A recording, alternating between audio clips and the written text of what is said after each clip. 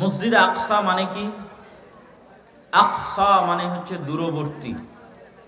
আল মসজিদ আল আকসা মানে হচ্ছে দূরের মসজিদ।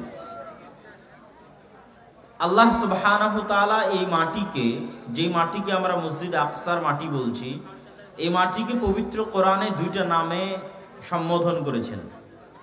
একটি নাম হচ্ছে আল মসজিদ আল আকসা, আর আরেকটি নাম হচ্ছে আল আরদুল মুকাদ্দাসা, পবিত্র ভূমি। এই দুটি নামই আল্লাহ সুবহানাহু তাআলা পবিত্র কোরআন মাজিদে বলেছেন। দূরবর্তী মসজিদ কেন? আল্লাহর নবীর এলাকা থেকে, আল্লাহর নবী মুহাম্মদ সাল্লাল্লাহু আলাইহি ওয়াসাল্লামের শহর থেকে দূরে। আনুমানিক মক্কা থেকে, মক্কার কাবা থেকে মসজিদ আকসা আনুমানিক 1500 কিলোমিটার বা তার চাইতেও বেশি হবে। তো যেহেতু আমরা যেমন এখান থেকে যখন উদাহরণ দেই, যে সবচেয়ে দূরের উদাহরণ দেই, আমরা কিন্তু কথায় কথায় বলি দিল্লি, তথা দিল্লি আমাদের পারিভাষিক ভাষায় দূরবর্তী কিছু বোঝানোর জন্য ব্যবহৃত হয়ে থাকে। তো এখান থেকে দিল্লির দূরত্ব যত দূর, আনুমানিক মক্কার কাবা থেকে মসজিদ আকসার দূরত্ব তত দূরই।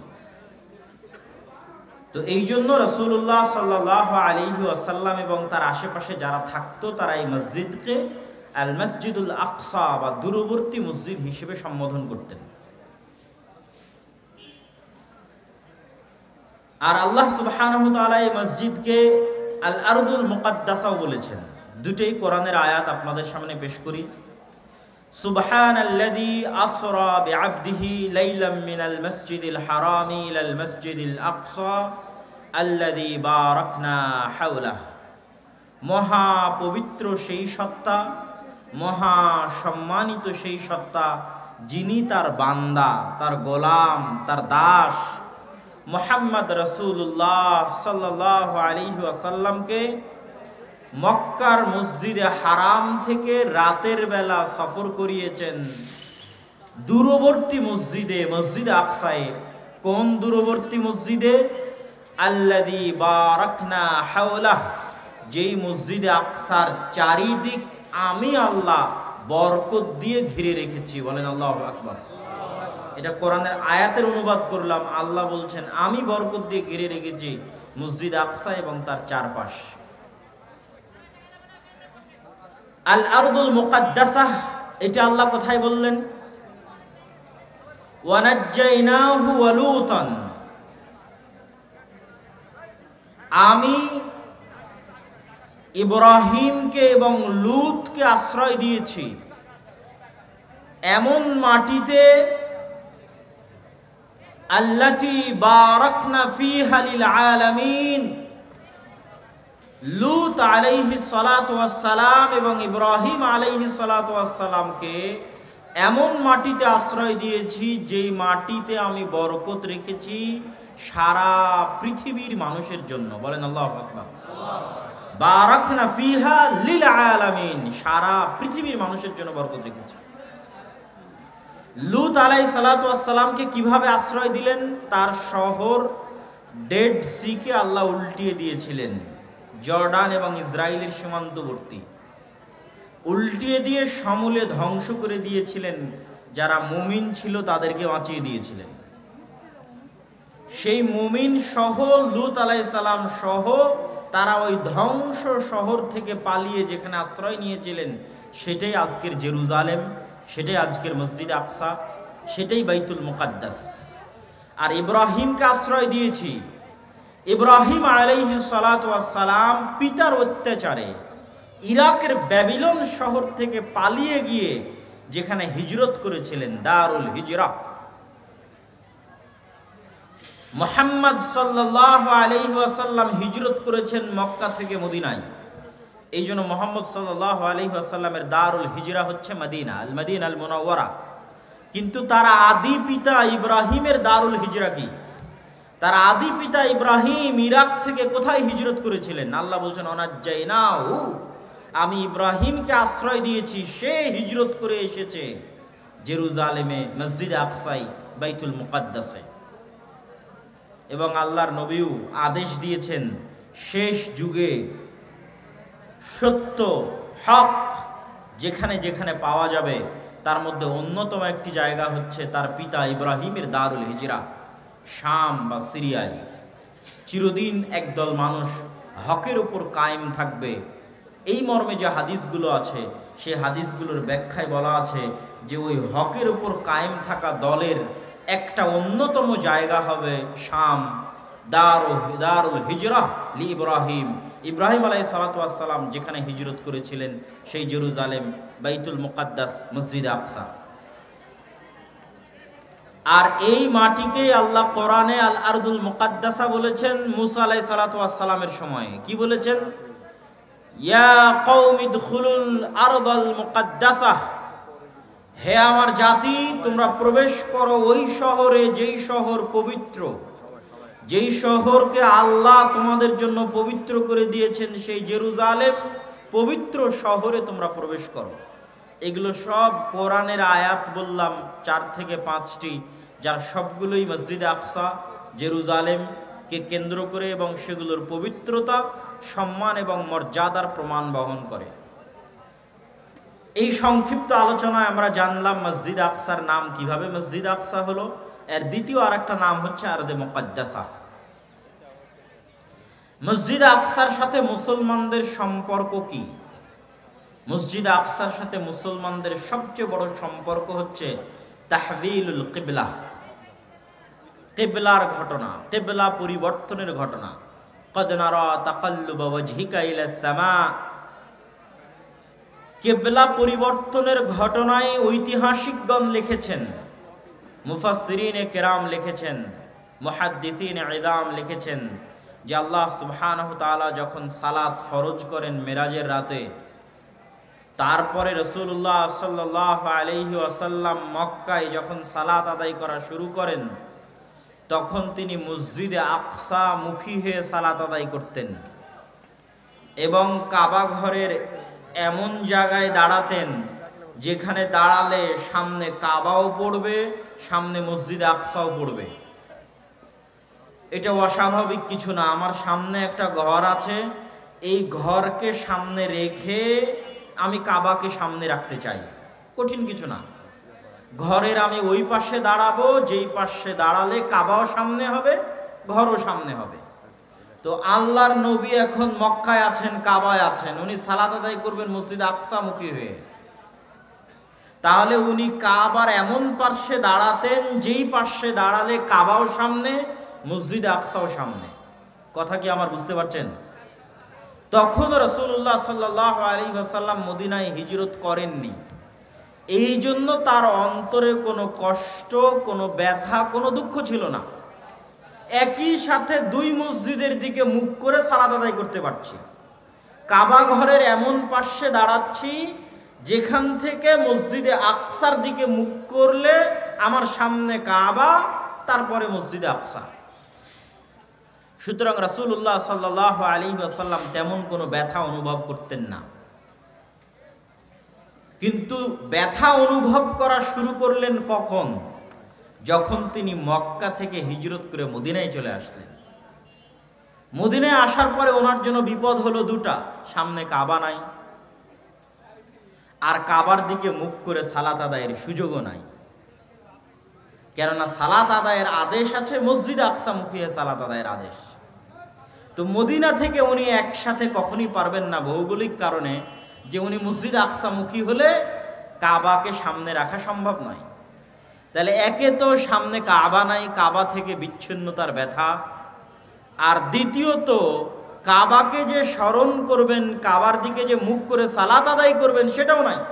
আল্লাহর বিধান অনুযায়ী আদেশ আছে মসজিদ আকসা মুখী সালাত আদায় করার।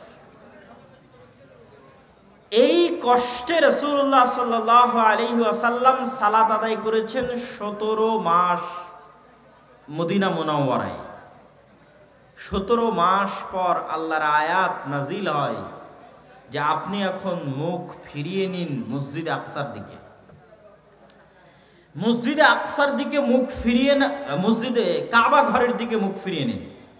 তো কাবা ঘরের দিকে মুখ ফিরিয়ে নেওয়ার এই আদেশ আমাদের কাছে শুধু ধর্মীয় দৃষ্টিকোণ থেকে সালাতের সাথে কানেক্টেড হলেও এর কিছু পলিটিক্যাল ভিউ আছে, পলিটিক্যাল অ্যানালাইসিস আছে, রাজনৈতিক বিচার ও বিশ্লেষণ আছে এই আদেশের সাথে।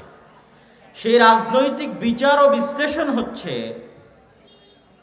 মক্কায় কোরাইশরা ব্যতীত অন্য ধর্মের মানুষ তেমন বসবাস করত না। মদিনায় ইহুদি এবং খ্রিস্টানদের বসবাস ছিল। শুধু ইহুদি গোত্রের বসবাস ছিল তিনটা, বানু কোরাইজা, বানু কায়নুকা, বানু নাদির। তিনটা ইহুদি গোত্র মদিনায় বসবাস করত। এই সমস্ত ইহুদি আর খ্রিস্টানদের কাছে সবচেয়ে পবিত্র জায়গা মসজিদ আকসা।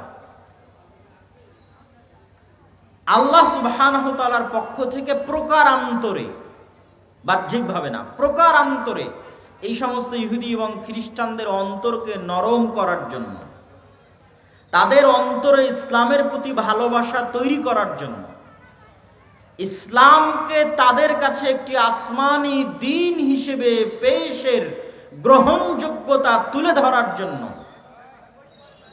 যে ঠিক আছে তোমাদের দাবি অনুযায়ী সব নবী জেরুজালেমে এসেছেন অথবা জেরুজালেমের সাথে কানেক্টেড থেকেছেন, তোমাদের দাবি অনুযায়ী আরবে বানু ইসমাইলে কোনো নবী আসার কথা নয়, আরবেও যদি নবী আসে তো বানু ইসরাইলে আসবে। এই জন্য আরব বিশ্বে কোথাও কোনোদিন ইহুদিদের বসবাস ছিল না। মদিনাতে এই তিনটা ইহুদি গোত্র এসেছিল এই আশায় যে তাদের মধ্যে যদি আল্লাহ শেষ নবী পাঠায়, কেননা তারা জানতো শেষ নবী আরবে আসবে। কিন্তু শেষ নবী যে বানু ইসমাইলের বংশে হবেন, ইসমাইল আলাইহিস সালাতু ওয়াস সালামের বংশে হবেন, এটা তারা কল্পনা করেনি। তারা অপেক্ষা করছিল বানু ইসরাইল থেকেই নবী আসবেন। তো এটার পলিটিক্যাল ভিউ কি? আল্লাহ 17 মাস যাবত এই সমস্ত মদিনায় বসবাস করা ইহুদি, মদিনায় বসবাস করা খ্রিস্টানদেরকে একটা চান্স দিলেন তাদের অন্তরকে নরম করার জন্য, তাদের কাছে ইসলামকে একটি আসমানি দ্বীন হিসেবে, ইসলামের সম্পর্কও যে ওই সমস্ত আসমানি দ্বীন যে আল্লাহ সুবহানাহু ওয়া তাআলার পক্ষ থেকে এসেছে, এটাও যে ওই আল্লাহর পক্ষ থেকে আসা আসমানি দ্বীন। ইনিও ইব্রাহিম আলাইহিস সালাতু ওয়াস সালামের বংশধর, যেমন আগের নবীরা ইব্রাহিম আলাইহিস সালাতু ওয়াস সালামের বংশধর, ইনিও ইব্রাহিম আলাইহিস সালাতু ওয়াস সালামের বংশধর। এইগুলো যে একই আল্লাহ সুবহানাহু ওয়া তাআলার পক্ষ থেকে আসছে, এটা তুলে ধরার জন্য এটা খুবই জরুরি ছিল যে রাসূলুল্লাহ সাল্লাল্লাহু আলাইহি ওয়াসাল্লাম মসজিদে আকসা মুখী হয়ে সালাত আদায় করবেন। 17 মাস পর যখন কাবার দিকে মুখ ফেরানোর আদেশ দেওয়া হলো, তখন তার মানে ইহুদি খ্রিস্টানদের সাথে ইসলামের পলিটিক্যাল যে একটা এলাই, রাজনৈতিক একটা জোট তাদের সাথে তৈরি করা বা তাদের অন্তরকে নরম করা, ওই দিন শেষ হয়ে যায়, ওই যুগ শেষ হয়ে যায় যে এখন আর তোমাদের খাওয়া নাই। এখন স্বাধীন সত্তা হিসেবে দ্বীনে ইসলাম আস্তে আস্তে বড় হবে এবং একটা সময় ইযহির আলা জামিউল আদিয়ান, সকল দ্বীনের উপর বিজয় লাভ করবে। আর ওই বিজয় লাভের আলামত হিসেবে মসজিদ আকসা একদিন মুসলমানদের হবে। এই আল্লাহ সুবহানাহু ওয়া তাআলার প্ল্যান, পরিকল্পনা, এবং মুহাম্মদ সাল্লাল্লাহু আলাইহি ওয়াসাল্লাম এর মাধ্যমে 17 মাস মসজিদে আকসার দিকে কেবলা রাখার মাধ্যমে মুসলমানদের অন্তরে মসজিদ আকসার প্রতি ভালোবাসা দিয়ে দেওয়া। মুসলমানেরা তো আর এই জিনিসটা এখন উঠিয়ে ফেলতে পারবে না, বাদও দিতে পারবে না যে তাদের প্রথম কেবলা কোথায় ছিল। কথা বলেন, আমাদের প্রথম কেবলা কোথায় ছিল? মসজিদ আকসা। আমরা প্রথম সালাত আদায় করেছি, আমার নবী প্রথম সালাত আদায় করেছে। আমার নবীর নির্মিত প্রথম মসজিদ কোন মসজিদের দিকে তৈরি করে বানানো হয়েছিল? মসজিদ আকসা। এই ইতিহাস আমরা মুছেও ফেলতে পারবো না। সুতরাং মসজিদ আকসার প্রতি আমাদের ভালোবাসা থাকবে চিরন্তন, চিরস্থায়ী। এই চিরন্তন চিরস্থায়ী ভালোবাসাটা জুড়ে দেওয়ার জন্য, কানেক্টেড করার জন্য আল্লাহর নবীর জীবদ্দশায় এটা হওয়া খুবই জরুরি ছিল। এটা বিধান হিসেবে, ধর্মীয় বিধান হিসেবে যেটাই থাকুক, এর পলিটিক্যাল গুরুত্ব অনেক অনেক অনেক বেশি। এই কেবলা পরিবর্তনের ঘটনার রাজনৈতিক গুরুত্ব অনেক বেশি। রাসূলুল্লাহ সাল্লাল্লাহু আলাইহি ওয়াসাল্লামের মেরাজের ঘটনার রাজনৈতিক গুরুত্ব অনেক বেশি। যে নবী মুহাম্মদ সাল্লাল্লাহু আলাইহি ওয়াসাল্লাম দাবি করছেন আল্লাহ সুবহানাহু ওয়া তাআলা কোরআনে আয়াত অবতীর্ণ করে বলছেন যে আমি আমার বান্দাকে মসজিদে হারাম থেকে মসজিদ আকসায় নিয়ে গেছি, সকল নবীর ইমামতিতে সেখানে সালাত আদায় করেছি, বরাক তিনি সেখানে বেঁধে রেখেছেন, সেখান থেকে তিনি আসমানে গেছেন। এই ইতিহাস, এই ঘটনা, পৃথিবীর ইতিহাসের এই ঘটনার গুরুত্ব শুধু ধর্মীয় দিক থেকে নয়, রাজনৈতিক দিক থেকে অনেক অনেক শক্তিশালী। যে মুসলমানদের ভালোবাসার জায়গা, পবিত্রতার জায়গার সাথে মসজিদে আকসাকে স্থায়ীভাবে সম্পৃক্ত করে দেওয়া। মুসলমানেরা যে ইবাদত দৈনিক 5 বার করে, সেই ইবাদতের সাথে ওতপ্রোতভাবে জড়িয়ে আছে মসজিদে আকসা। ওই মেরাজের মাধ্যমে আল্লাহ নবী সেই 5 ওয়াক্ত সালাত নিয়ে এসেছেন, যে মেরাজ শুরু হয়েছিল মসজিদে আকসায়। যেই মেরাজের মাধ্যমে আল্লাহ নবী 5 ওয়াক্ত সালাত নিয়ে আসলেন, ওই সালাত আদায় হলো মসজিদে আকসামুখী হয়ে। সুতরাং আমাদের দৈনিক আদায় করা সালাতের সাথে মসজিদে আকসার সম্পর্ক চিরন্তন, চিরস্থায়ী। সম্মানিত উপস্থিতি, আর দ্বিতীয়ত, অতীতের দিনের যে সমস্ত বিষয় মানসুখ হয়নি, তার সবই এই দিনের অংশ। এবং নবী মুহাম্মদ সাল্লাল্লাহু আলাইহি ওয়াসাল্লাম অতীতের সকল নবীর প্রকৃত এবং যোগ্য উত্তরসূরি। সেই দৃষ্টিকোণ থেকেও ঈসা আলাইহিস সালাতু ওয়াস সালামের যোগ্য উত্তরসূরি মুহাম্মদ সাল্লাল্লাহু আলাইহি ওয়াসাল্লাম, মূসা আলাইহিস সালাতু ওয়াস সালামের উত্তরসূরি মুহাম্মদ সাল্লাল্লাহু আলাইহি ওয়াসাল্লাম, ইউসুফ, ইয়াকুব, ইসহাক, ইব্রাহিমের উত্তরসূরি মুহাম্মদ সাল্লাল্লাহু আলাইহি ওয়াসাল্লাম। আল্লাহ নবীদেরকে যেই সিলসিলা, যেই ধারায় পাঠিয়েছেন, এটা নির্ধারিত, এমনভাবে নির্ধারিত নয় যে এই দেশের মানুষদের জন্যই, এই এলাকার মানুষদের জন্যই, এই রক্তের মানুষদের জন্যই, এরকম কোনো নির্ধারিত আল্লাহ সুবহানাহু ওয়া তাআলা করে দেননি। ওই রক্তের মধ্যেই মানুষ কাফের হয়েছে, প্রতি যুগে যুগে আল্লাহ দেখিয়েছেন। নূহ আলাইহিস সালাতু ওয়াস সালামের ছেলে কাফের হয়ে গেছে, আল্লাহ দেখিয়েছেন। লূত আলাইহিস সালাতু ওয়াস সালামের স্ত্রী কাফের হয়ে গেছে, আল্লাহ সুবহানাহু ওয়া তাআলা দেখিয়েছেন। ইব্রাহিমের পিতা আজর মূর্তি পূজক ছিল, আল্লাহ সুবহানাহু ওয়া তাআলা দেখিয়েছেন। এইভাবে প্রতি স্তরে আল্লাহ দেখিয়েছেন। যেই বানু ইসরাইলের আল্লাহ ফজিলত বর্ণনা করছেন, ওই বানু ইসরাইলরা একটা সময় শুধু নবীদের হত্যা করত। জাকারিয়া আলাইহিস সালাতু ওয়াস সালামকে বানু ইসরাইলরা হত্যা করেছে, ইয়াহইয়া আলাইহিস সালাতু ওয়াস সালামকে বানু ইসরাইলরা হত্যা করেছে, ঈসা আলাইহিস সালাতু ওয়াস সালামকে বানু ইসরাইলরা হত্যার চেষ্টা করেছে এবং খ্রিস্টানদের বিশ্বাস অনুযায়ী হত্যা করেছে। অথচ তাদের ফজিলত আল্লাহ অনেক দিয়েছিল। জান্নাত থেকে তাদের খাবার দিত, তাদের জন্য পাথর ফেটে ঝর্ণা প্রবাহিত হতো, তাদের জন্য আল্লাহ ফেরাউনকে ডুবিয়ে দিলেন। তাহলে এই সব জিনিসগুলো কি প্রমাণ করে? এই সব জিনিসগুলো প্রমাণ করে যে ইসলামের সম্পর্ক কোনো ব্যক্তির সাথে, কোনো রক্তের সাথে নয়। ইসলামের সম্পর্ক হচ্ছে আল্লাহ সুবহানাহু ওয়া তাআলা এবং তার পাঠানো ওহীর সাথে। এই জন্য ইব্রাহিমের সবচেয়ে কাছের মুহাম্মদ সাল্লাল্লাহু আলাইহি ওয়াসাল্লাম। দ্বীনের কারণে, তাওহীদের কারণে মিল্লাত ইব্রাহিমের সবচেয়ে শক্তিশালী দাবিদার মুহাম্মদ সাল্লাল্লাহু আলাইহি ওয়াসাল্লাম। আর সারা পৃথিবীতে যারা মিল্লাত ইব্রাহিমের দাবি করছে তারা মিথ্যু। ইহুদিদের দাবি কি? যে তারা মিল্লাত ইব্রাহিম। খ্রিস্টানদের দাবি কি? তারাও মিল্লাত ইব্রাহিম।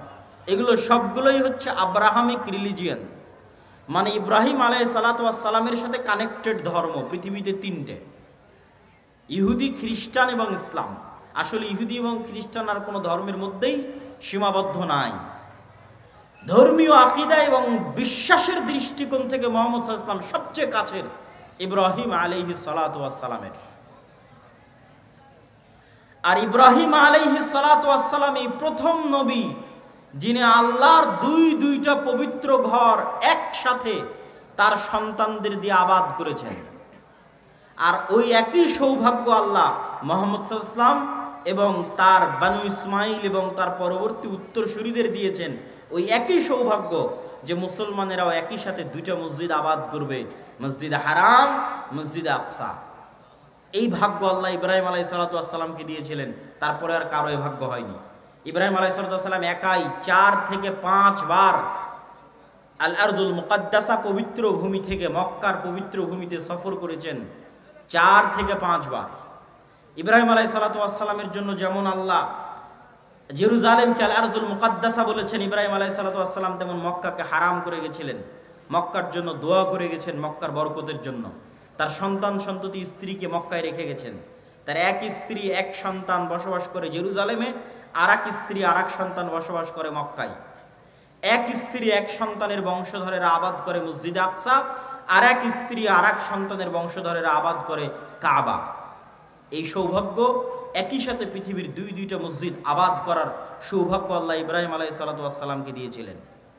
আর তারপরে এই সৌভাগ্য শুধু মুহাম্মদ সাল্লাল্লাহু আলাইহি ওয়াসাল্লাম এবং তার উম্মতেরা পেয়েছে ওমর রাদিয়াল্লাহু তাআলা আনহুর যুগে, যে একই সাথে মক্কা, একই সাথে মসজিদে আকসা। এটাই হচ্ছে ইসলামের বিজয়। ইযহির আলা জামিইল আদিয়ান, যে পৃথিবীর সকল দিনের উপর ইসলামের বিজয়ের আলামতটা কোথায়? মক্কা এবং মদিনার দরজা ফিতনার জন্য চিরদিনের জন্য বন্ধ।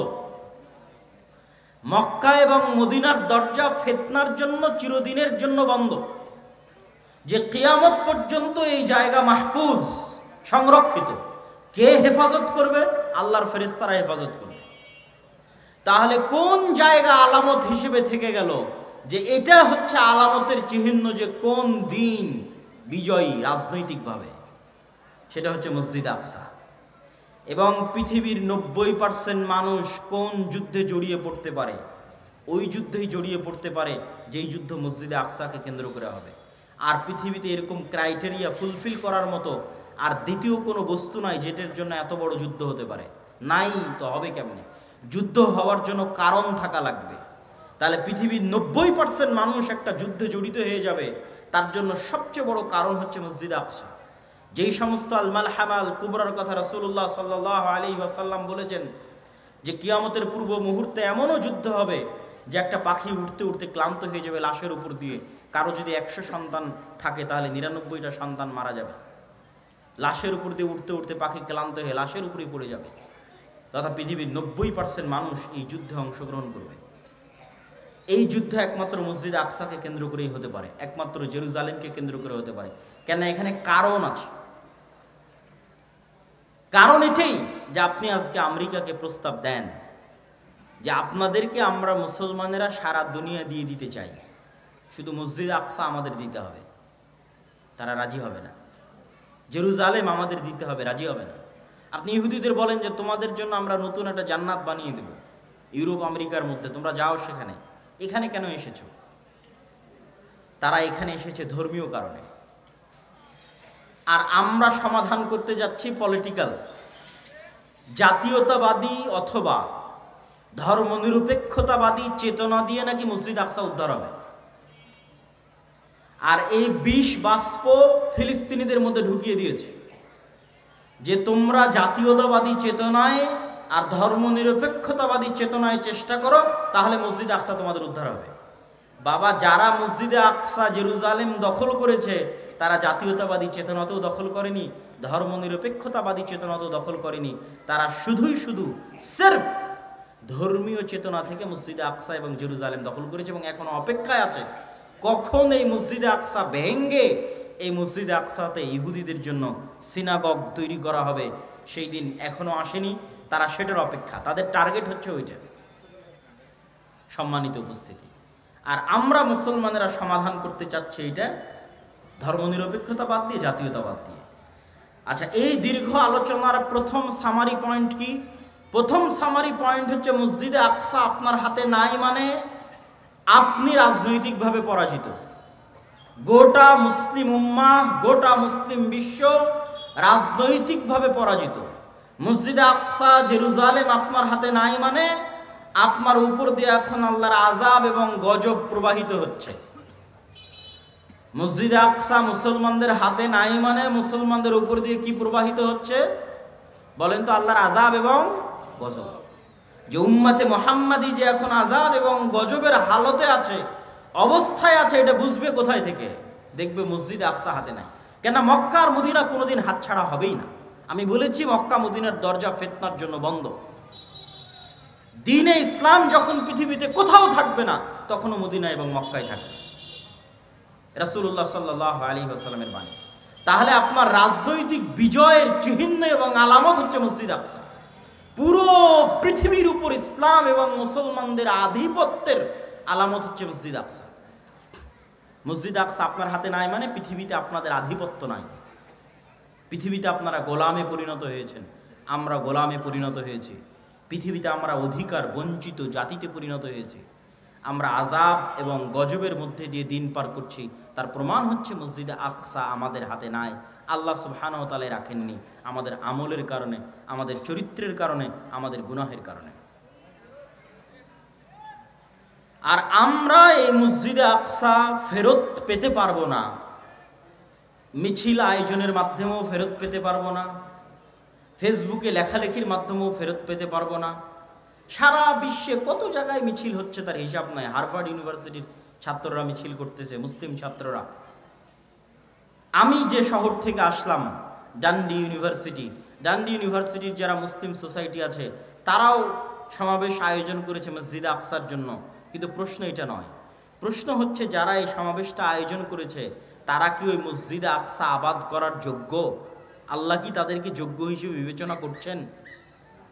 এটাই হলো প্রশ্ন, যে আপনি কি আপনার নিয়ত, আপনার ইখলাস, আপনার আমল দিয়ে মসজিদে আকসার উত্তরসূরি হওয়ার, উত্তরাধিকারী হওয়ার যোগ্য হিসেবে নিজেকে গড়ে তুলতে পেরেছেন, যে আপনার হাত দিয়ে মসজিদে আকসা বিজয় হবে।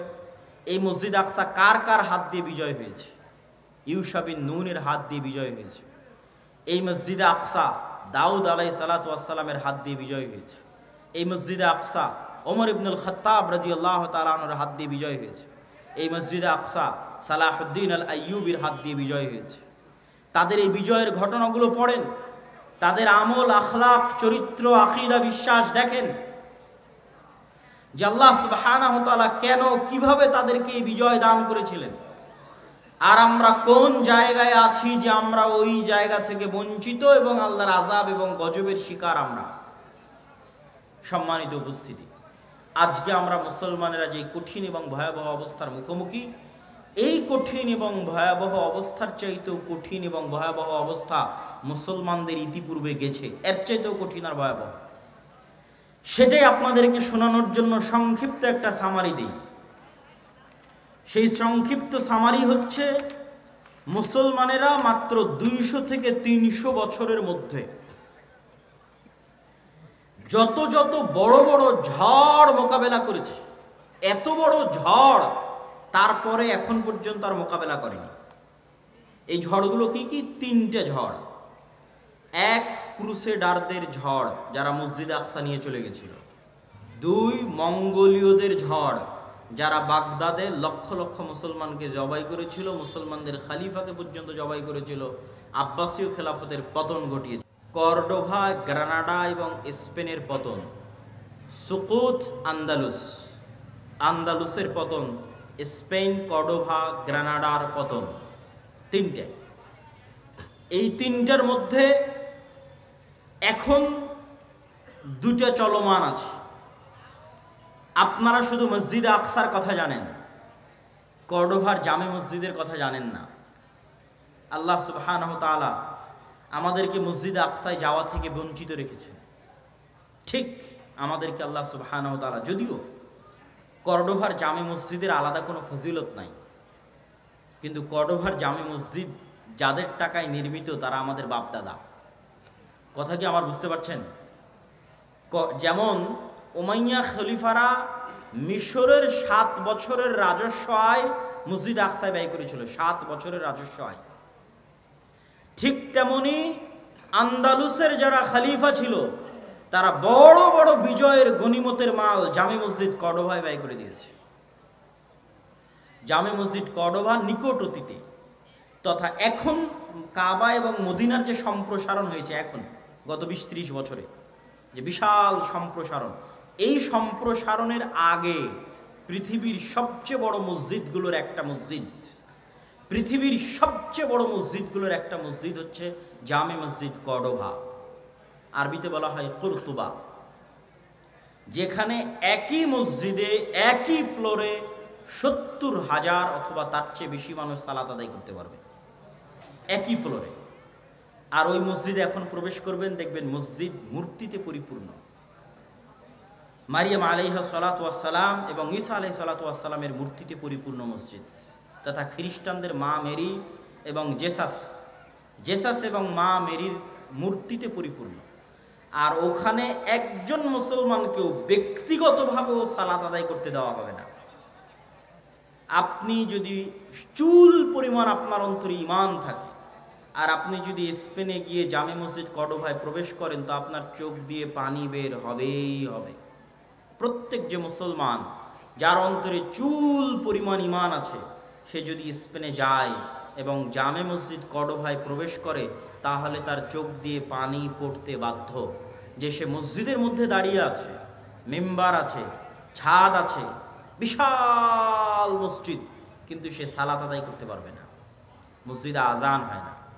শুধু একটা মসজিদ নয়, এরকম পুরো কর্ডোভায় যত গির্জা আছে, পুরো গ্রানাডায়, পুরো স্পেনে যত গির্জা আছে, প্রত্যেকটা গির্জা মসজিদ।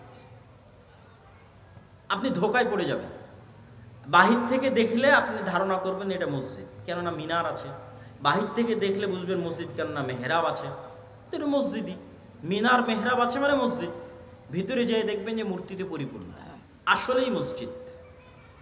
কিন্তু এখন আজানও নাই, একামতও নাই, মুসলমানও নাই। অথচ ওই মসজিদগুলো যারা ওয়াকফ করেছিল আল্লাহর সন্তুষ্টির জন্য, তারা মুসলমান ছিল। ওই মসজিদগুলোতে যারা দান করেছিল মসজিদ নির্মাণের জন্য, তারা মুসলমান ছিল। এটাই আমি বলছি যে জামে মসজিদ কর্ডোভার হয়তো আলাদা কোনো ফজিলত নাই, কিন্তু জামে মসজিদ কর্ডোভার মুসলমানদের টাকাতেই নির্মিত। ওই স্পেনে এরকম শত শত মসজিদ আছে। এটা এখন পৃথিবীর সবচেয়ে বড় গির্জাগুলোর একটা, ক্যাথিড্রাল বলে ওরা, যে biggest cathedral all over the world. সারা পৃথিবীর সবচেয়ে বড় গির্জাগুলোর একটা হচ্ছে এটা, জামে মসজিদ কর্তুবা। এখানে হাজার হাজার ছাত্র দার্স দিত, দার্স শুনতো, ইলমের আলোচনা হতো, বড় বড় আলেম এই সমস্ত মাটি থেকে জন্ম নিয়েছে। ইবনু হাজাম আন্দালুসি, ইবনু আব্দুল বার, হাফিজুল মাগরিব, তারপরে তাফসির কুরতুবির লেখক ইমাম কুরতুবি, বড় বড় ইমাম এই সমস্ত শহরে জন্ম নিয়েছে, দিনের কাজ করেছে, দিনের খেদমত করেছে। এই জন্য আমি বলি যে মুসলমানেরা যখন ফুটবল ক্লাবগুলো নিয়ে উন্মাদনা করে, আরও সবচেয়ে বেশি কষ্ট পায় যখন সৌদির যুবকদের দেখি। যে সৌদির যুবকদেরকে তো এখন আরও বেশি উৎসাহিত করা হচ্ছে যে তোমরা এই রাস্তায় আসো, এই লাইনে আসো, তোমাদের শুধু বিনোদন আর পর্যটন নিয়ে ব্যস্ত থাকতে হবে। তো তাদের যখন দেখি যে ওই যে সমস্ত ক্লাব, পৃথিবীর সবচেয়ে বিখ্যাত ক্লাবগুলো হচ্ছে স্পেনের, বার্সেলোনা, রিয়াল মাদ্রিদ, এগুলো বেশিরভাগ এগুলো হচ্ছে স্পেনের শহর। বার্সেলোনা হচ্ছে স্পেনের শহর, মানে এটা এই বার্সেলোনা মুসলমানদের, ওই মাটি ওই জায়গা মুসলমানদের ছিল। তাহলে আপনি যখন ওইটা নিয়ে উন্মাদনায় ব্যস্ত, তখন যদি আপনাকে নিয়ে গিয়ে আমি জামে মসজিদ কর্ডোবার মধ্যে দাঁড় করাই, কর্ডোবার মধ্যে দাঁড় করাই, সৌদি আরবের এই সমস্ত যুবকদেরকে নিয়ে গিয়ে যদি জামে মসজিদ কর্ডোভায় দাঁড় করানো হয় আর বলা হয় না এখন উন্মাদনা করো তোমার বার্সেলোনা নিয়ে আর রিয়াল আর মাদ্রিদ নিয়ে, কেন আল্লাহ তোমাদের কাছ থেকে মসজিদ ছিনিয়ে নিয়েছে? কেন আল্লাহ তোমাদের কাছ থেকে মসজিদ আকসা ছিনিয়ে নিয়েছে? যে সারা পৃথিবীর কোনো মুসলমান আর মসজিদ আকসায় যেতে পারে না, সালাত আদায় করতে পারে না। তো মুসলমানের অন্তরে তো ব্যথা থাকা উচিত যে তিনটা পবিত্র মসজিদ, পবিত্র ভূমি, যেখানে সফর করার আদেশ দেওয়া হয়েছে, যেখানে পড়লে অতিরিক্ত সালাত আদায় করলে অতিরিক্ত নেকির ঘোষণা দেওয়া হয়েছে, এই তিনটা মসজিদের একটা মসজিদ হচ্ছে মসজিদ আকসা। তো ওই মসজিদ আকসায় তো তুমি যেতে পারো না, ওই মসজিদ আকসায় তো তুমি সালাত আদায় করতে পারো না। অথচ আগের যুগের প্রত্যেক মুসলমানেরা ইতিহাস পড়েন, প্রত্যেক যারা মুসলমান আমার বাংলাদেশ থেকে রওনা দিয়েছে, কোনো হাজি একসাথে তিনটা মসজিদ না দেখে ফিরে আসতো না। মানে এটা যে হজ ট্রিপের অংশ, যে আপনি এখন হজ এবং ওমরায় যাচ্ছেন, মানে এই ট্রিপে তিনটা মসজিদ থাকবে, মসজিদ আকসা হে, মসজিদ নববী হে, হারাম হয়ে তারপর আপনি বাড়ি যাবেন। আগের যুগের মানুষ হজ করার জন্য সফর করবে আর মসজিদ আকসায় যাবে না, এটা কল্পনার বাইরে, এটা অসম্ভব। আর আপনাদের এখন কতজন হাজি আছে হজ করে আসতেছেন মক্কা থেকে, মদিনা থেকে, মসজিদ আকসায় যেতে পেরেছেন? যেতে দিবে আপনাকে? কেউ দিবে না। সম্মানিত উপস্থিতি, এই কষ্ট অন্তরে থাকতে হবে। এই কষ্ট না থাকলে আপনি অনুভবও করতে পারবেন না, আপনার ঈমানও জাগবে না এবং আপনার দ্বারা বিজয় সম্ভব নয়। এই কষ্ট সালাহুদ্দিন আইয়ুবীর অন্তরে ছিল। সালাহুদ্দিন আইয়ুবী পণ করেছিলেন, প্রতিজ্ঞা করেছিলেন, আল্লাহর ঘর কাবায় ততদিন পর্যন্ত হজ করার জন্য যাবেন না। আল্লাহর ঘর কাবায় ততদিন পর্যন্ত হজ করার জন্য যাবেন না যতদিন না আল্লাহর আর একটা ঘর মসজিদে আকসা কার ঘর? বলেন, মসজিদে আকসা কার ঘর? আল্লাহর ঘর। আমি ততদিন পর্যন্ত মক্কার কাবা জিয়ারতে যাব না যতদিন না আল্লাহ সুবহানাহু ওয়া তাআলার আরেকটি ঘর, যেটা মক্কার কাবা তৈরি হওয়ার 40 বছর পর তৈরি করা হয়েছিল, যেই ঘরে যুগে যুগে অসংখ্য নবী প্রেরিত হয়েছে, যেই এলাকাকে আল্লাহ আমাদের পবিত্র কোরআনে বরকতময় এলাকা বলে ঘোষণা করেছেন কয়েক জায়গায়, আমাদের পবিত্র কোরআনে পবিত্র ভূমি হিসেবে ঘোষণা করেছেন কয়েক জায়গায়, সেই আল্লাহর তৃতীয় ঘর মুক্ত না করা পর্যন্ত আমি সালাহুদ্দিন আইয়ুবী আল্লাহর আরেকটা ঘর জিয়ারতের জন্য যাব না। আগে আল্লাহ সুবহানাহু ওয়া তাআলার এই ঘর মুক্ত করব, তারপরে আমি আল্লাহ সুবহানাহু ওয়া তাআলার আরেক ঘর জিয়ারতের জন্য যাব। এই হিম্মত, এই চেষ্টা, এই আবেগ সালাহুদ্দিন আইয়ুবীর ছিল, এই জন্য তিনি বিজয় করতে পেরেছিলেন। তাহলে সর্বপ্রথম আমাদের অন্তরে, আমাদের সন্তানদের অন্তরে, আমাদের স্ত্রী পুত্র কন্যার অন্তরে, এমনকি ইতিহাসে লেখা আছে, এই ইতিহাসটার সত্য মিথ্যা আমার জানা নাই, তদন্ত করার সুযোগ হয়নি, যে সালাহুদ্দিন আইয়ুবী রাহিমাহুল্লাহর আব্বা তিনি বিবাহের সময় এই শর্তেই বিবাহ করেছিলেন যে এমন মেয়েকে বিবাহ করবেন যার অন্তরে মসজিদে আকসার ভালোবাসা আছে এবং যেও চায় এমন একটি সন্তান জন্ম দিতে যে মসজিদে আকসা বিজয়ের জন্য তার জীবনকে বিলিয়ে দিবে। মসজিদে আকসা বিজয় করতে পারবে না পারবে সেটা পরের কথা, কিন্তু মসজিদে আকসা বিজয়ের জন্য তার জীবনকে বিলিয়ে দিবে, শহীদ হয়ে যাবে। এই নিয়ত কোন মেয়ের আছে তাকে আমি বিবাহ করতে চাই। সম্মানিত উপস্থিতি, সালাহুদ্দিন আইয়ুবী রাহিমাহুল্লাহর যে যুগ, আমি বলেছি তিনটে মহাবিপদ মুসলমানেরা একই সময় পার করেছে। আমি শুধু তারিখগুলো বলবো, তাহলে আপনি বুঝবেন যে কিভাবে তিনটে যুগ মুসলমানেরা এই সময়ের মধ্যে পার করেছে।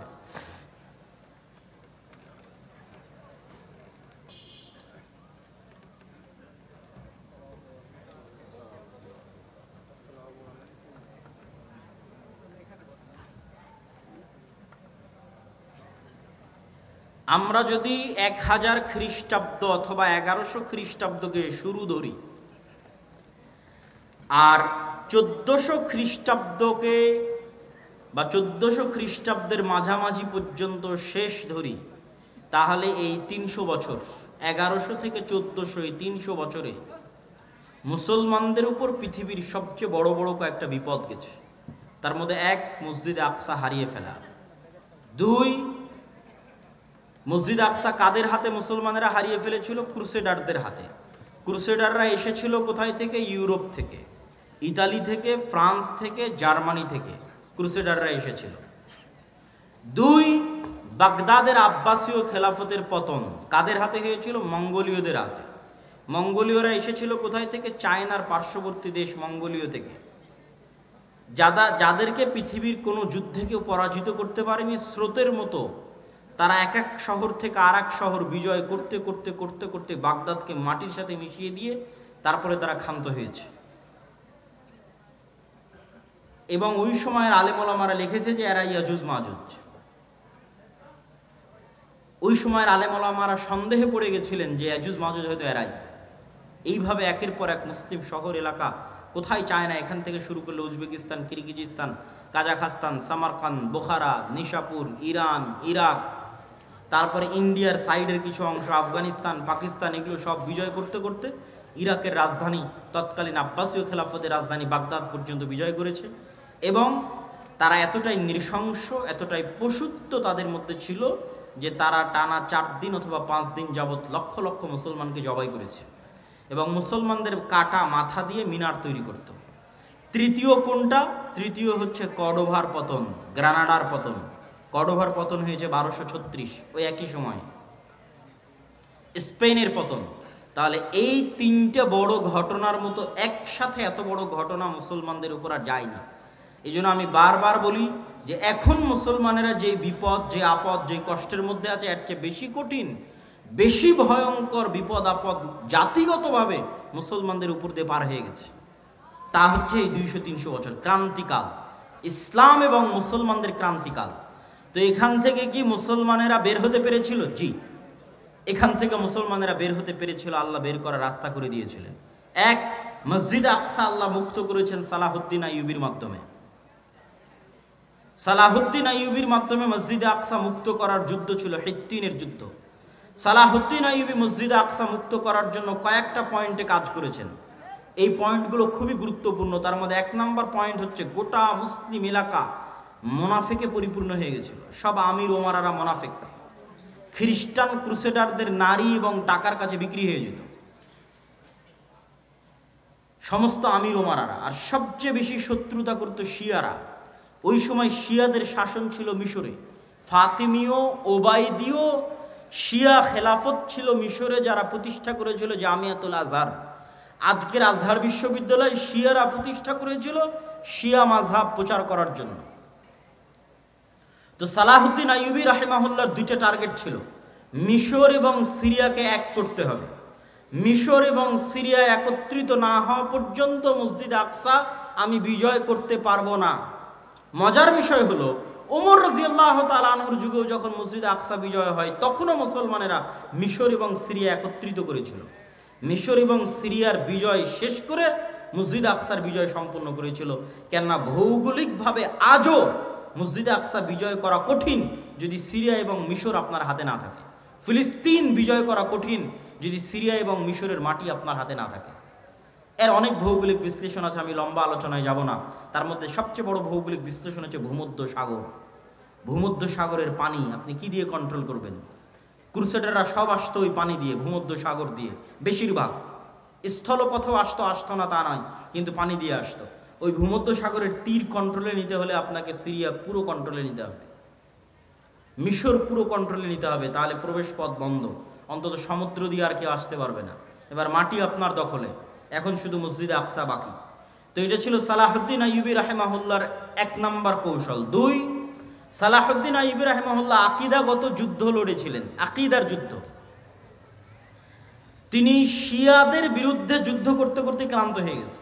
যত বেশি মুসলমানদের বিরুদ্ধে সালাহুদ্দিন আইয়ুবী যুদ্ধ করেছিলেন, মুসলিম শাসক এবং মুনাফিকদের বিরুদ্ধে, তত যুদ্ধ উনি ক্রুসেডারদের সাথেও লড়েননি, তত যুদ্ধ উনি এই খ্রিস্টানদের সাথেও লড়েননি। ওনার দিনই পার হয়ে গেছে, সময় বয়সই পার হয়ে গেছে শুধু মুসলমানদের সাথে যুদ্ধ করতে করতে, মুসলিম আমির ওমারাদের মুনাফিকি দূর করতে করতে। তার একটা বড় কারণ ছিল শিয়া মাযহাব। এই শিয়া মাযহাব থেকে মিশরকে মুক্ত করার জন্য আরেকটা মাদ্রাসা প্রতিষ্ঠা হলো মাদ্রাসা নিজামিয়া। নিজামুল মুলক তিনি এই মাদ্রাসা প্রতিষ্ঠা করলেন। তার নামে মাদ্রাসার নাম হলো মাদ্রাসা নিজামিয়া। যে মাদ্রাসা নিজামিয়াকে প্রতিষ্ঠা করা হয়েছিল জামিয়াতুল আজহারের মোকাবেলায়, শিয়া মাযহাবকে উৎখাত করার জন্য আরব বিশ্ব থেকে।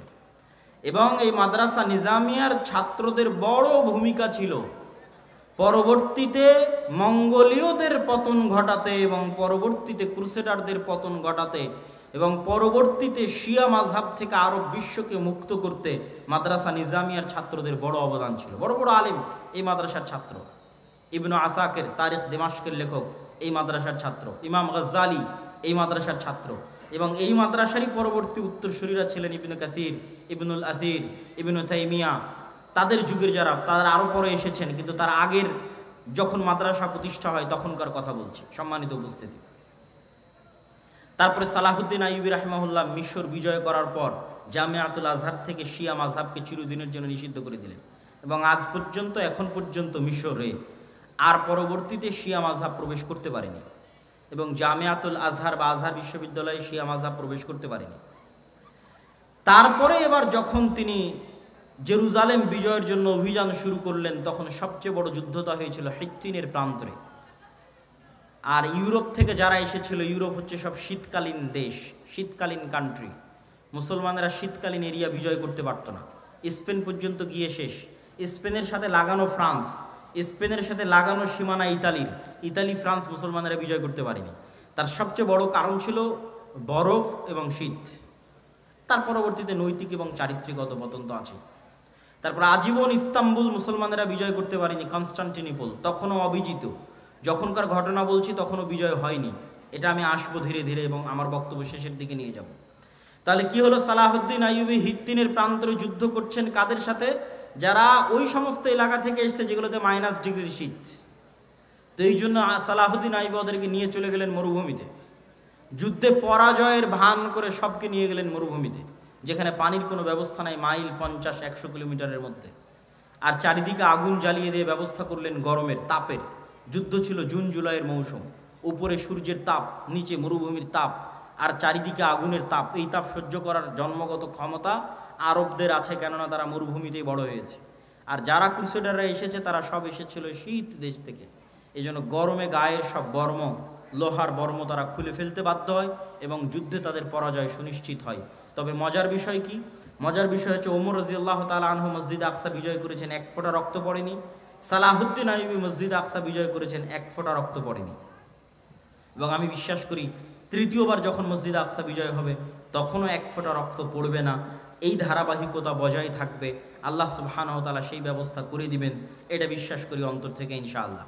সম্মানিত উপস্থিতি, তাহলে একটা গেল আল্লাহ সালাহুদ্দিন আইয়ুবীর মাধ্যমে মসজিদ আকসা বিজয় করলেন। আর একটা হচ্ছে আইনে জালুতের যুদ্ধ, মঙ্গোলীয়রা বাগদাদের পতন ঘটিয়ে এগিয়ে যাচ্ছে। তিনটা মসজিদ একত্রে তাদের দখলে চলে আসবে। জেরুজালেম দখলে আসবে, মক্কায় দখলে আসবে, মদিনা দখলে আসবে। তিনটা মসজিদকে বাঁচানোর মতো ওই সময় আর কোনো শক্তিশালী শাসক ছিল না, মামলুক, মিশরের মামলুকরা ছাড়া। সালাহুদ্দিন আইয়ুবীর পরপরই 50-100 বছরের মাথায় মঙ্গোলীয়দের এই ঘটনাগুলো। তখন মামলুকদের বাদশা ছিল সাইফুদ্দিন কুতুজ, জাহিরুদ্দিন আল বেরবাস। তাদের সাথে যুদ্ধে সর্বপ্রথম মঙ্গোলীয়রা পরাজয় ঘটে। তাহলে একদিকে জেরুজালেম উদ্ধার হলো, মঙ্গোলীয়দের পরাজয় হলো। পরবর্তীতে মঙ্গোলীয়দের কি হলো? পরবর্তীতে মঙ্গোলীয়রা নিজেরা ইসলাম গ্রহণ করে নিল। এই জন্য আজকে যত পাকিস্তান, ইন্ডিয়াতে খান দেখেন, মুসলমানেরা সব খান, এরা সব হচ্ছে মঙ্গোলীয়দের বংশধর। মঙ্গোলীয়রা পরবর্তীতে সব ইসলাম গ্রহণ করে নিয়েছিল। তার সবচেয়ে বড় কারণ ছিল মঙ্গোলীয়রা ছিল অশিক্ষিত, মূর্খ, অসভ্য। আর তারা মুসলমানদের যে সমস্ত নারী পুরুষদের ধরে নিয়ে যেত, এরা সবাই ছিল শিক্ষিত, উচ্চ মার্গের শিক্ষিত মুসলমান নারী এবং পুরুষরা। তাদের সাথে বিবাহ বন্ধনে আবদ্ধ হওয়ায় ধীরে ধীরে ধীরে ধীরে তাদের পরবর্তী জেনারেশন ইসলাম গ্রহণ করে ফেলে। আর ক্রুসেডাররা কি হলো? ক্রুসেডাররা ফিরে চলে গেল ইউরোপে এবং আজ অবধি তারা ক্রুসেড চালাচ্ছে, চলছেই ক্রুসেড। আচ্ছা, এই দুইটা সংকট কাটিয়ে উঠে মুসলমানদের কোনো অর্জন আছে? আছে। স্পেন মুসলমানেরা ফিরে পায়নি, কিন্তু স্পেনের পরিবর্তে আল্লাহ মুসলমানদেরকে এরপরই, স্পেনের পরিবর্তে আল্লাহ মুসলমানদের এই দীর্ঘদিন যাবৎ মুসলমানেরা কুস্তুনতুনিয়া বিজয় করতে পারে না। কুস্তুনতুনিয়া বিজয়ের ইতিহাস পড়ে দেখেন, কত শত শত সাহাবি, আল্লাহর তাবি, সাহাবিদের তাবে এই কুস্তুনতুনিয়া যুদ্ধে শহীদ হয়েছে। যত চেষ্টা করেছে পারেনি। আবু আইয়ুব আল আনসারী রাদিয়াল্লাহু তাআলা আনহু এই কুস্তুনতুনিয়া বিজয় করতে এসে শহীদ হয়ে গেছে। এই কুস্তুনতুনিয়া বিজয়ের তৌফিক আল্লাহ দিলেন কখন? ক্রুসেডারদের হাতে মসজিদ আকসা হারানোর পরে, আবার মসজিদ আকসা ফিরে পাওয়ার পরে। মঙ্গোলীয়দের হাতে মুসলমানদেরকে চরম শাস্তি এবং আযাব দেওয়ানোর পরে, আবার মঙ্গোলীয়দের হাত থেকে সে আযাব এবং শাস্তি থেকে মুক্তি দেওয়ার পরে। আর স্পেনের গ্রানাডা এবং কর্ডোভার পতনের পরে মুসলমানেরা ইস্তাম্বুল বা আজকের তুরস্ক বিজয় করে, মুহাম্মদ আল ফাতেহ, এবং উসমানীয় খেলাফতের কায়েম হয়। এবং উসমানীয় খেলাফত আমলে মুসলমানদের শান শওকত, শক্তি, সামর্থ্য বহাল ছিল। আমি আগেই বলেছি মুসলমানদের রাজনৈতিক বিজয়ের চিহ্ন কি? মসজিদ আকসা আপনার হাতে আছে কিনা? উসমানীয়দের হাতে মসজিদ আকসা ছিল। তারা মসজিদে আকসায় কোনো ইহুদিকে জমি ক্রয়ের পর্যন্ত সুযোগ দেয়নি উসমানীয়রা, কেন ইহুদিদের ব্রেন ছিল খুব শার্প। তারা আগে জমি ক্রয় করে সেখানে তাদের বসতি স্থাপন করতে চাচ্ছিল উসমানীয় খেলাফতের শেষ আমলে। আজ আমরা এই বিপদে কেন? আজ আমরা এই বিপদে আছি তার সবচেয়ে মূল কারণ হচ্ছে ঔপনিবেশিক শাসন আমল, কলোনিয়াল সিস্টেম। পৃথিবীর প্রায় সব মুসলিম দেশই, দুই একটা বাদ দিয়ে, প্রায় সব মুসলিম দেশই ইস্তেমার, আরবিতে বলে ইস্তেমার, বাংলায় বলে উপনিবেশ, ইংরেজিতে বলে কলোনি। প্রায় সব মুসলিম দেশই ইউরোপের কোনো না কোনো দেশের কলোনি ছিল নিকট অতীতে। এটা হচ্ছে আমাদের উসমানীয় খেলাফতের পতনকাল থেকে নিয়ে আজ পর্যন্ত। এই 150, 200, 300 বছরে, মানে আমরা যে জেনারেশন এখন অবস্থান করছি, এটার লাস্ট 200 বছর বা 250 বছর পৃথিবীর কোনো না কোনো মুসলিম দেশ, কোনো না কোনো ইউরোপিয়ান কান্ট্রির কলোনি ছিল। আমরাও 1947-এর আগ পর্যন্ত ব্রিটিশের কলোনি ছিলাম। তো 1947 তো ভাই এই কয়দিন আগের কথা। অনেকের দাদাও এখনও জীবিত আছে যারা 47 দেখেছে, এখনও জীবিত আছে। তো 47 তো কালকের কথা। তো 47-এর আগ পর্যন্ত আমরা ব্রিটিশদের গোলাম ছিলাম। এরকম সারা পৃথিবীর প্রায় সব মুসলিম দেশ কোনো না কোনো ইউরোপিয়ান কান্ট্রির গোলাম ছিল। এবং এর উপর আমার লম্বা বিস্তারিত আলোচনা আমি গতকাল করেছি। এই গোলামির নিজাম থেকে ওই ব্রিটিশরা যেমন পুরো ভারতকে 3 ভাগে ভাগ করে দিল, বাংলাদেশ, পাকিস্তান এবং ইন্ডিয়া, ঠিক ওই ব্রিটিশরা যখন তাদের আরবে কলোনি ছিল তখন তারা আরবকে এমনভাবে ভেঙে চূর্ণ বিচূর্ণ করে দিল। কাতার নামে পৃথিবীতে কোনো দেশই ছিল না, আরব আমিরাত নামে পৃথিবীতে কোনো দেশই ছিল না, জর্ডান নামে পৃথিবীতে কোনো দেশই ছিল না, ইসরায়েল নামে পৃথিবীতে কোনো দেশই ছিল না, লেবানন নামে পৃথিবীতে কোনো দেশই ছিল না। ঠিক তেমনি বাংলাদেশ বা পাকিস্তান নামে পৃথিবীতে কোনো দেশ ছিল না। এগুলো সব ওই যে ইস্তেমার, কলোনিয়াল সিস্টেম। ওরা যখন এই দেশগুলো ছেড়ে গেছে তখন ডিভাইড অ্যান্ড রুল, ভাগ করে গেছে, নতুন দেশ তৈরি করে গেছে। তো ওই শাম সিরিয়াকে জর্ডানে ভাগ করেছে, লেবাননে ভাগ করেছে, একটু দিয়েছে জর্ডান, একটু দিয়েছে লেবানন, একটু দিয়েছে কাতার, একটু দিয়েছে আরব আমিরাত, একটু দিয়েছে বাহরাইন, একটু একটু করে দিয়ে ওর মধ্যে থেকে ইসরায়েল বের করেছে। ওর মধ্যে থেকে অল্প একটু জায়গা বের করেছে ইসরায়েলের জন্য। অনেক দীর্ঘদিনের সুপরিকল্পনার ফসল এবং মুসলমানদের অধপতনের ফসল, মুসলমানদের উপর আল্লাহর আযাব এবং গজবের যে আলামত সেটার প্রমাণ। আর এই আযাব এবং গজব থেকে উদ্ধার হওয়া সম্ভব নয় আমল এবং ইমানে পরিবর্তন ছাড়া। আমল এবং ইমানে পরিবর্তন ছাড়া সম্ভব নয়। আমি আপনাকে চ্যালেঞ্জ দিয়ে বলতে পারি, যেই ইহুদিরা ইসরায়েলে আছে তারা তাদের ধর্ম পালনে, আপনারা আপনাদের ধর্ম পালনে যতটুকু অ্যাক্টিভ তার চেয়ে বেশি অ্যাক্টিভ। কথা মনে হয় আমার বুঝতে পারেননি। আপনাদের কতজনের মুখে দাঁড়িয়ে আছে, আর ইহুদি একটা পল্লী মহল্লায় গিয়ে দেখবেন ওদের কতজনের মুখে দাঁড়িয়ে আছে। ইহুদিরা সারা পৃথিবীর মানুষকে চায় যে তারা খারাপ থাকুক, কিন্তু তারা নিজেরা ভালো থাকবে। সারা পৃথিবীর মানুষ মদ খেলে, জুয়া খেললে তাদেরকে গোলাম বানানো সহজ, কিন্তু তাদের সন্তানেরা যদি জুয়া খেলে, মদ খায়, তাহলে তারা পৃথিবী শাসন করতে পারবে না। এই জন্য এটা তাদের এজেন্ডা যে তাদের সন্তানেরা মদ, জুয়া, ফ্রি ফায়ার, পাবজি খেলবে না, কিন্তু তারা পৃথিবীতে এমন সিস্টেম তৈরি করবে যে মুসলমানের সন্তান জন্ম হওয়ার পর থেকে মদ, জুয়া, আড্ডা, গাঞ্জা, ফ্রি ফায়ার, পাবজি নিয়ে পড়ে থাকবে। তাহলে এরা হবে কি, এদের অবস্থা হবে গরু ছাগলের মতো। কেননা যে নেশাখোর, যে জুয়াখোর, সে গরু ছাগল। তার পৃথিবীতে কেন, বাড়ি, দেশে কেন, এলাকায় কেন, বাড়িতে পর্যন্ত শাসন ক্ষমতা কায়েম করতে পারবে না। একটা জুয়াখোর, একটা মদখোর কি বাড়িতে শাসন চালাতে পারবে? পারবে না। তো যে জুয়াখোর, মদখোর বাড়িতে শাসন চালাতে পারবে না, ও কুশ্চিনকালে মসজিদে আকসা বিজয় করতে পারবে না। যে ফ্রি ফায়ার, পাবজিতে ব্যস্ত আছে, ও বাড়ি চালাতে পারবে না, তো মসজিদে আকসা কেমন বিজয় করবে? তো কিন্তু ইহুদিরা তাদের সন্তানকে জন্মের পর থেকে বলবে পড়ো পড়ো পড়ো পড়ো, জ্ঞান অর্জন করো, বড় হও, পৃথিবী শাসন করতে হবে, অস্ত্র বানাও, জ্ঞান বিজ্ঞান নিয়ে ব্যস্ত থাকো, আর গোটা আরব বিশ্বকে ব্যস্ত রাখো পর্যটন আর বিনোদনে, দুবাই আর কাতারকে ব্যস্ত রাখো ফুটবল বিশ্বকাপে। আর ফুটবল বিশ্বকাপ আয়োজন করা আর এগুলো খেলাধুলা নিয়ে পড়ে থাকা যদি খুবই ভালো হতো, তাহলে ইসরায়েলই আগে থাকতো। কথা বুঝতে পেরেছেন?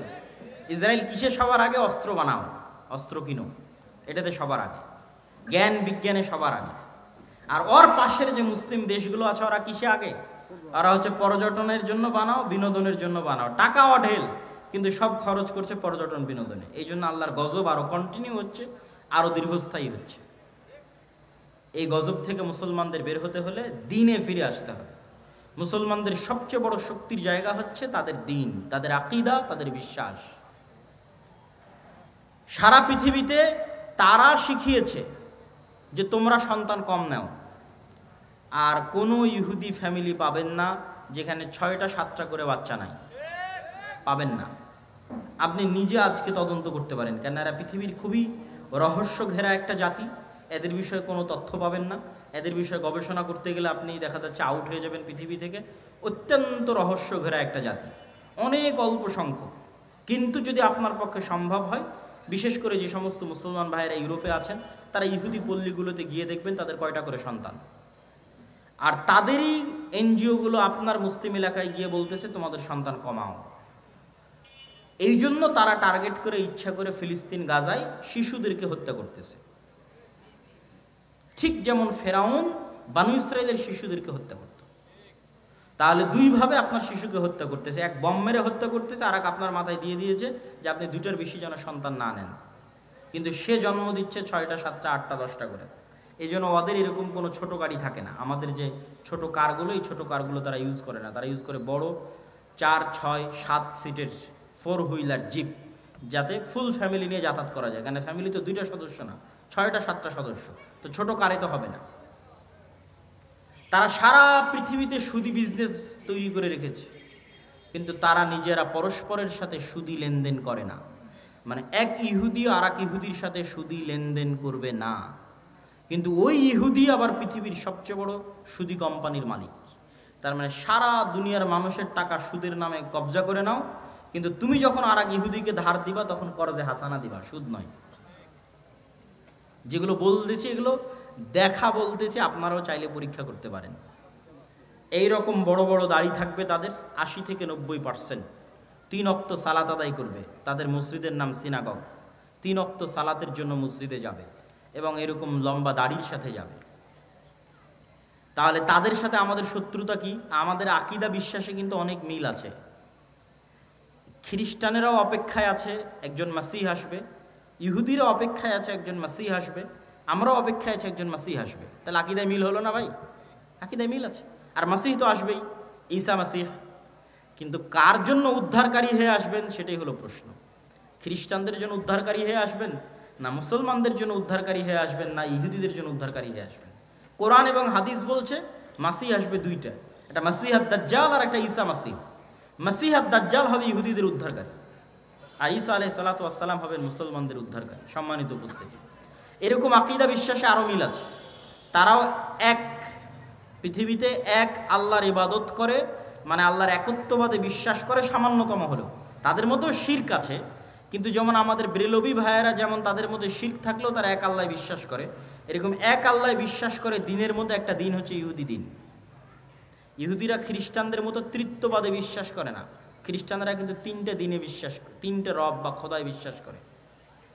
তারা একটাই বিশ্বাস করে। মুসলমানেরাও একটাই বিশ্বাস করে। তাহলে শত্রুতা কোথায়? শত্রুতা আমাদের পক্ষ থেকে নয়। মুসলমানেরা কোনো দিনই জাতিগতভাবে ইহুদিদের সাথে শত্রুতা করেনি। ওমর রাদিয়াল্লাহু তাআলা আনহুকে খ্রিস্টান পাদ্রীরা জোর করে লিখিয়েছে চুক্তির মধ্যে, যে আপনি লেখেন চুক্তিতে যে জেরুজালেমে আপনি কোনো ইহুদিকে বসবাস করতে দিবেন না।